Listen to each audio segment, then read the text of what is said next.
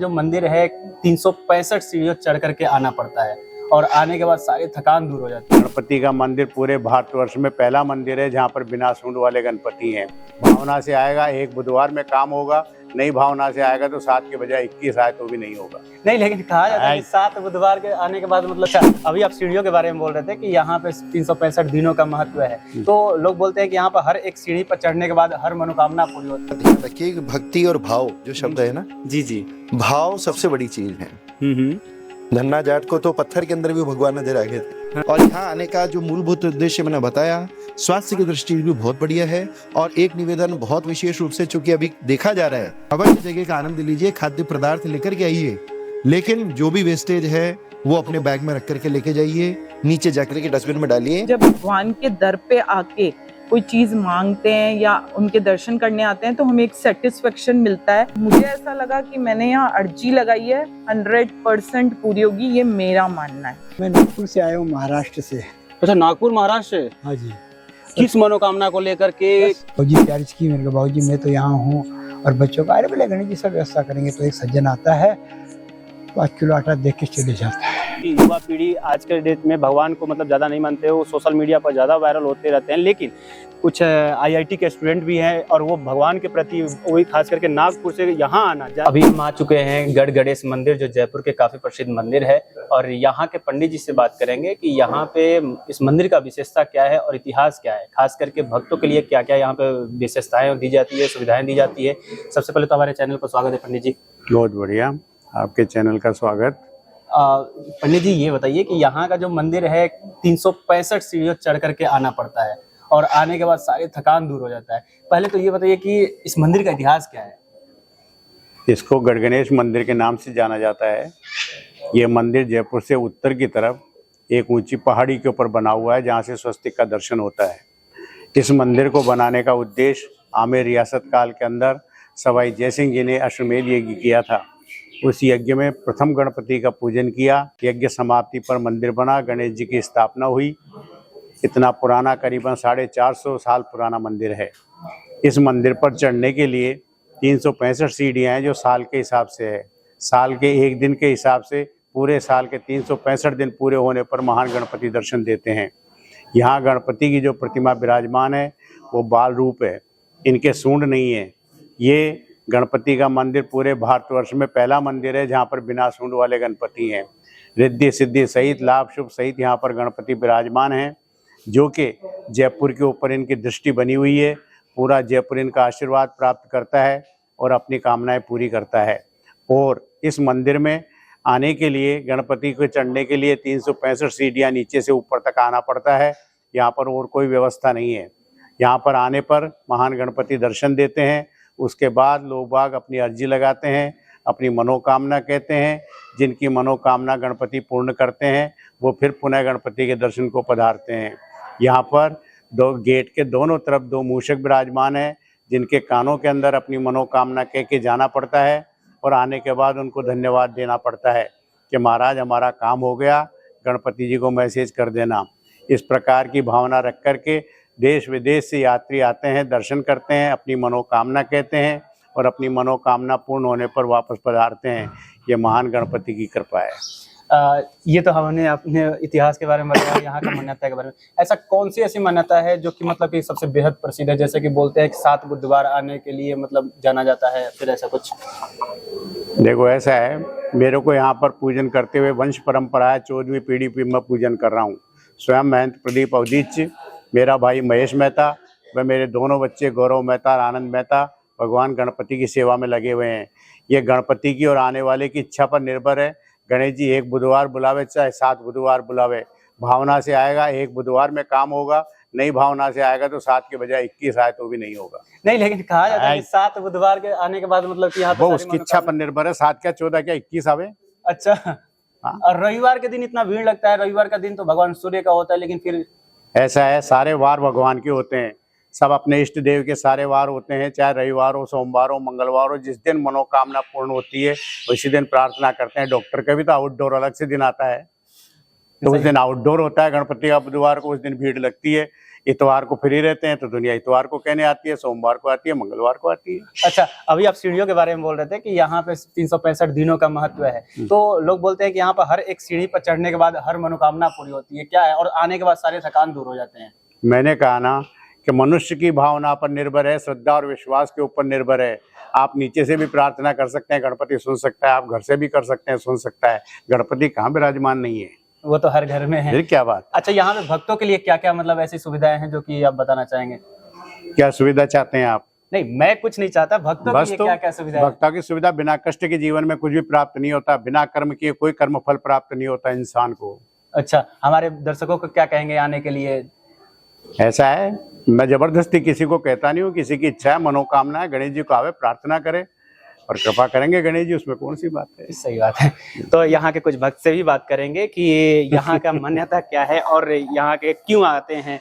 तो अभी हम लोग रास्ते में हैं, तब तक हमारे साथ में एक पंडित जी से मुलाकात हो गई है। इनसे बारे मतलब कि मंदिर के बारे में जानेंगे कि क्या मान्यता है और ये यहाँ पे क्या मतलब कि क्यों दर्शन करने आए हैं। सबसे पहले तो जय श्री गणेश। जय गणेश, जय श्री गणेश। अभी जिनसे आपकी वार्ता ऊपर चली, महाराज जी से, मेरे ताऊ जी हैं, ठीक है। और यहाँ का महत्वता जो उन्होंने बताई है, जो दर्शाई है कि जयपुर के लोगों में, जयपुर के बाहर के लोगों में, सभी में जो आस्था है यहाँ के प्रति, वो दिन प्रतिदिन बढ़ने का कारण एक मूलभूत रूप से ये भी देखा जाता है कि राजा महाराजाओं ने जो आज इस स्थान को यहाँ पर बनाया है, ये न केवल पर्यटन के क्षेत्र से अपितु अपने स्वास्थ्य की दृष्टि से भी ये यहाँ पर आना बड़ा ही आनंददायी होता है। कभी प्रातः आप रविवार को आकर के देखिएगा, ट्रैकिंग के लिए इतने लोग आते हैं, तो एक अच्छी बात है, लोग अपने स्वास्थ्य के प्रति भी जागरूक हैं और स्वास्थ्य के साथ साथ उनको अच्छी जगह पर दर्शन भी होते हैं, तो ये दोनों कार्य एक साथ यहाँ पर सिद्ध हो जाते हैं। ये सबसे बड़ी यहाँ पर एक मूलभूत विशेषता है। तो ये जो 365 सीढ़ी है, इसका क्या महत्व है? 365 सीढ़ियों का अभी आपको पहले भी बताया गया है कि प्रतिदिन के हिसाब से गणेश जी महाराज मनोकामनाएं सुनते हैं, उसके अनुसार ये एक एक सीढ़ियों का यहाँ पर महत्व बताया गया है। लेकिन चढ़ना और दोनों तरीके के रास्ते हैं, सुगम रास्ता एक उधर से भी है, पीछे की तरफ से, सामने सीढ़ियों के रास्ते से जिससे हम उतर रहे हैं ये भी रास्ता है। वो वाला रास्ता चढ़ने के लिए ठीक है, उधर से आप चढ़ेंगे जैसे वैष्णो देवी में चढ़ाई चढ़ी जाती है, ठीक उसी तरीके से वो चढ़ने के लिए बड़ा अनुकूल।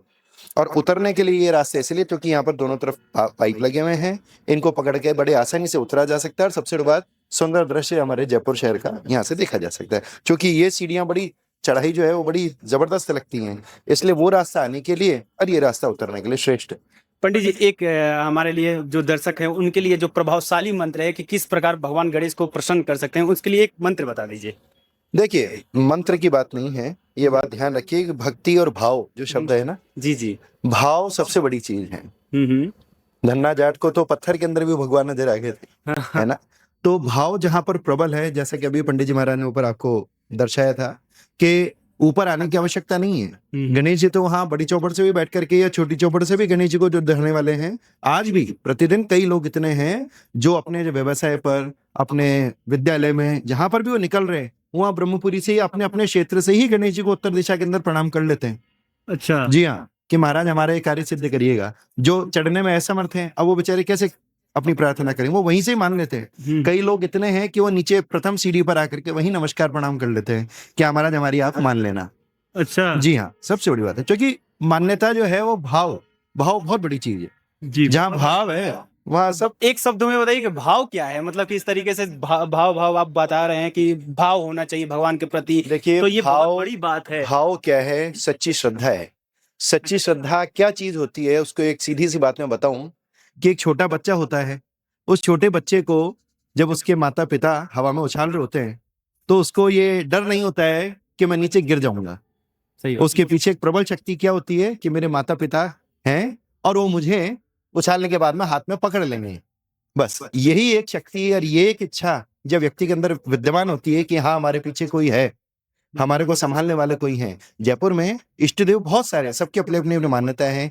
कोई गोविंद देव जी, कोई ताड़केश्वर जी, कोई काले हनुमान जी, सब जगह की ये बड़ी सुंदर नगरी जो हमारे राजा साहब ने बसाई है, प्रत्येक जगह की महत्वता और मान्यता अलग अलग तरीके से विद्यमान है। यहाँ आने वाले अपने तरीके से आते हैं, सबसे बड़ी बात है। और यहाँ आने का जो मूलभूत उद्देश्य मैंने बताया, स्वास्थ्य की दृष्टि भी बहुत बढ़िया है। और एक निवेदन बहुत विशेष रूप से, चूंकि अभी देखा जा रहा है युवा वर्ग जितने आ रहे हैं वो जागृत तो बहुत है, परंतु अब जैसे आप आएंगे, खाने पीने की खाद्य पदार्थ वस्तुएं लेकर के आएंगे, उनको यहीं छोड़ जाएंगे, तो मेरा आपके चैनल के माध्यम से प्रत्येक युवा वर्ग को एक ये संदेश है कि आइए, अवश्य जगह का आनंद लीजिए, खाद्य पदार्थ लेकर के आइए, लेकिन जो भी वेस्टेज है वो अपने बैग में रख करके लेके जाइए, नीचे जाकर के डस्टबिन में डालिए, क्योंकि ये पर्यटन क्षेत्र नहीं है, धार्मिक स्थान है। जी बिल्कुल। हमको इसको स्वच्छ और सुंदर बनाना है। वही आदरणीय मोदी जी की कल्पना भी है कि हमको ये इस क्षेत्र में, और जहां पर भी आपको दिखता है, अगर हम उसको उठा करके रख देते हैं कचरे को या कर देते हैं, तो इससे हम लोगों की जो है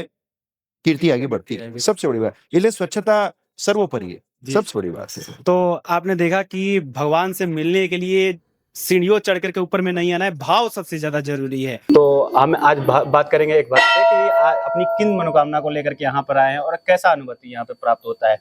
जय श्री गणेश।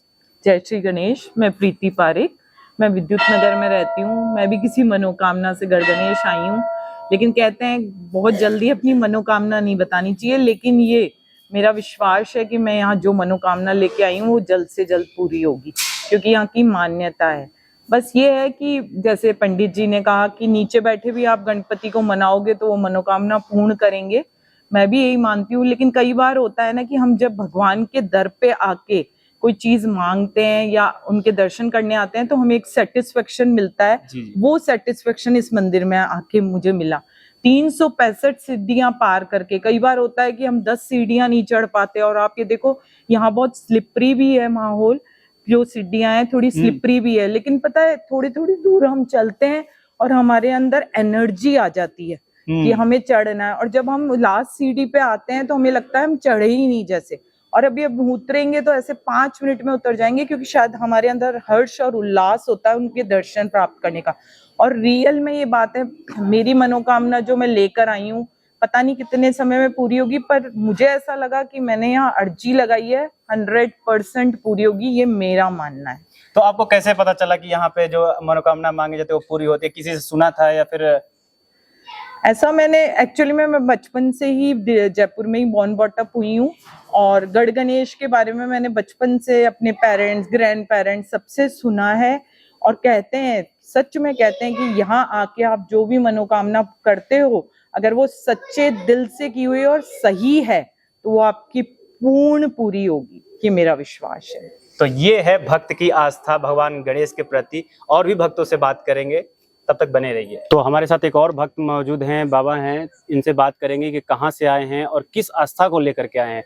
सबसे पहले तो जय श्री गणेश बाबा। जय श्री गणेश। बाबा आप कहाँ से आए हैं? मैं नागपुर से आया हूँ, महाराष्ट्र से। अच्छा, नागपुर महाराष्ट्र से। हाँ जी। किस मनोकामना को लेकर के, क्या आस्था हुआ था, क्या कैसे पता चला था कि ये मंदिर गढ़ गणेश जी का है? यहाँ गुरु का स्थान है, अच्छा। इसलिए मैं गुरु पूर्णिमा को भी आने की पूरी कोशिश करता हूँ।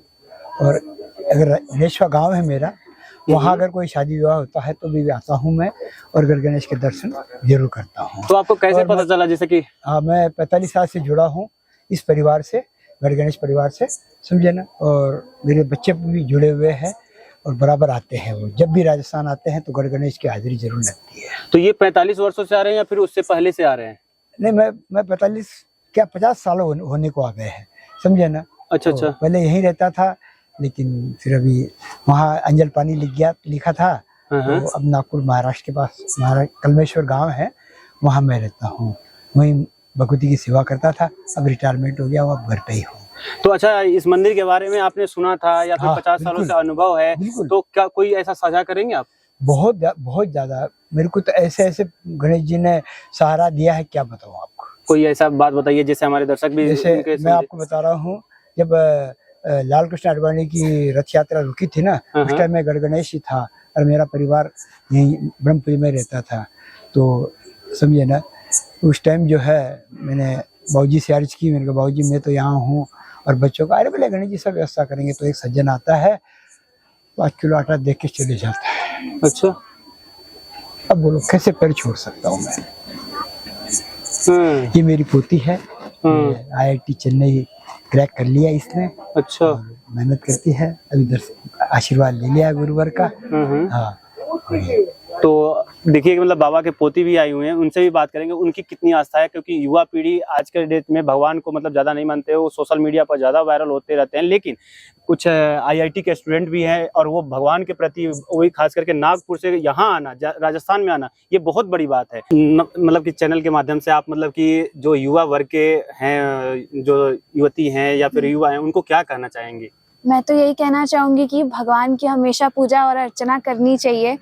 पढ़ाई हो, कुछ भी हो, मन को बहुत शांति मिलती है और फोकस करने में बहुत हेल्प होती है। मैं जब भी परेशानी में होती थी प्रिपरेशन के वक्त, तो मैं हमेशा भगवान को याद करती थी, गणेश जी को याद करती थी, तो मेरे को बड़ा अच्छा लगता था। तो आप किस चीज़ की तैयारी करें, किस चीज़ में निकल गई हैं, ये जरा हमारे दर्शकों को बताइए। हाँ, तो मैंने 12वीं के बाद आईआईटी मद्रास के पेपर की तैयारी की थी और उसके बाद फिर मेरा क्वालिफिकेशन हो गया अगस्त में और अभी मैं फर्स्ट ईयर में हूँ। अच्छा, तो फर्स्ट ईयर में हैं, और भगवान के बारे में कब पता चला कि दादाजी के साथ में आते रहती थी, या फिर कैसे मनोकामना कोई मांगी थी, कोई ऐसा था? मनोकामना तो यही थी कि अच्छे कॉलेज में मेरा दाखिला हो जाए, और बचपन से ही दादू ने भगवान के करीब ही रखा है, तो मेरा तो भगवान से बहुत है। मैं तो यही बोलूंगी और मैं सबको यही बोलूंगी कि भगवान के करीब रहना चाहिए, मन को शांति मिलती है। देखिए आजकल के युवा जो मोबाइल के करीब रहते हैं, सोशल मीडिया के करीब रहते हैं, लेकिन बाबा ने अपनी पति को बताया कि नहीं, भगवान के करीब रहना है, क्योंकि भगवान ही जीवन को उद्धार करने वाले हैं।